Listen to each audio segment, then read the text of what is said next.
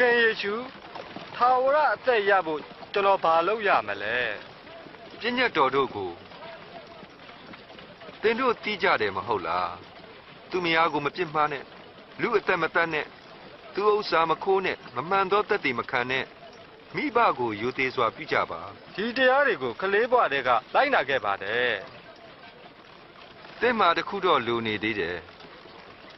ဥစ္စာများရောင်းပြီးဆင်းရဲသားတို့ကိုပေးပါဒီလိုလုပ်ရင်ကောင်းကင်ဘဏ္ဍာရမယ်ပြီးမှငါနောက်လိုက်ပါကျွန်တော်တို့ဟာချမ်းသာတဲ့ကုန်တွေချမ်းသာသူတို့ဟာဖျားရှင်နိုင်ငံတော်ကိုဝင်ဖို့ခက်တယ်ကလအုပ်ဟာအနဖားကိုဝင်ဖို့လွယ်ကူပေမဲ့လေဒီလူတွေအတွက်တော့သိပ်ပြီးခက်ခဲတယ်ဒါဆိုဘယ်သူမနိုင်ပါလဲလူမတတ်နိုင်တာတွေကိုဖျားသခင်တတ်နိုင်တယ်ဖျားသခင်ရဲ့နိုင်ငံတော်ဟာဘယ်မှာလဲ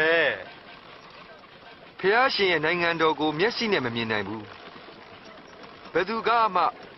ကြည့်ဒီမှာဟိုမှာရှိတယ်မပြောနိုင်ဘူးနိုင်ငံတော်ဟာသင်တို့ထဲမှာရှိတယ်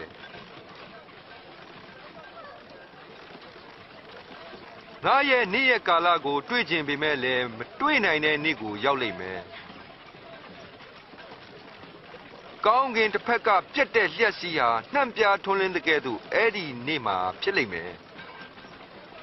ဒီလိုမဖြစ်ခင်ငါဟာဆင်းရဲခြင်းလူတို့ရဲ့ညှင်းပယ်ခြင်းကိုခံရမယ်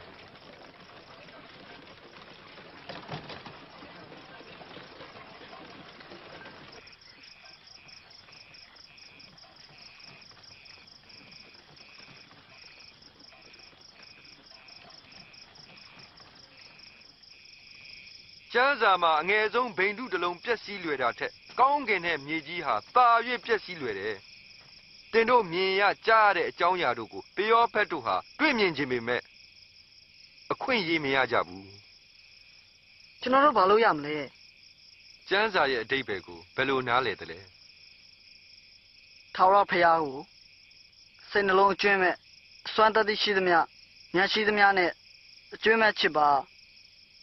ကိုနေဆက်တဲ့သူကိုကိုနေအမြတ်ချစ်ပါမင်းမှန်တယ်ပြောတဲ့အတိုင်းသက်ရှင်ပါကိုနေဆက်ဆိုင်သူဟာဘာတူလဲရဲမက်တွေတော့မဖြစ်နိုင်ဘူးစီးစားပြေငါကောလူတယောက်ဟာယေရုရှလင်မြို့ကယေရိခေါမြို့ကိုအသွားဓမြနဲ့တွေ့တဲ့အခါမှာရိုက်ချင်းပုတ်ချင်းလူယူခြင်းကိုခံရတယ်ဘာသာရေးခေါင်းဆောင်တူဟာလူနာကိုမြင်တဲ့အခါမှာရှောင်ထွက်သွားတယ်ဓမ္မဝန်ဆောင်တူဟာလည်းဒီလမ်းကိုပဲလာတဲ့အခါလူနာကိုတွေ့ပေမဲ့လည်းရှောင်သွားပြန်တယ်အဲ့ဒီအခါမှာရှမာရိလူတယောက်ရောက်လာတယ်လူနာကိုမြင်တော့အလွန်ပဲတနာသွားတယ်လူနာရဲ့အနာများကိုစီလိမ့်ပြီးအဝတ်နဲ့ပတ်စီပေးတယ်ပြီးတော့သူ့ရဲ့ဒရိတ်ဆန်ပေါ်တင်ပြီးတဲခိုကန်တစ်ခုကိုပို့ပေးတယ်တဲခိုကန်ပိုင်ရှင်ကိုငွေအချို့ပေးပြီးဒီလူနာကိုဂရုစိုက်ပါ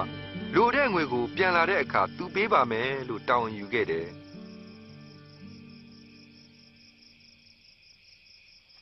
ဒီလူ၃ယောက်ထဲကဘယ်သူဟာလူနာနဲ့ဆက်ဆိုင်သူဖြစ်တယ်လဲလူနာကတနာသူဖြစ်တယ်သမီးပြောတာမှန်တယ်ဖျားသခင်ရဲ့နိုင်ငံတော်ဟာဒီသူငယ်တွေအတွက်ဖြစ်တယ်သူငယ်တို့ငါထံသို့လာပါစေငါအမှန်ဆိုသည်က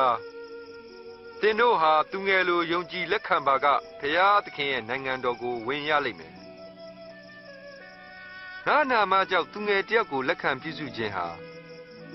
ငါကိုလက်ခံပြုစုခြင်းပဲဖြစ်တယ်နှိမ့်ချတဲ့သူဟာကြီးမြတ်ဆုံးဖြစ်မယ်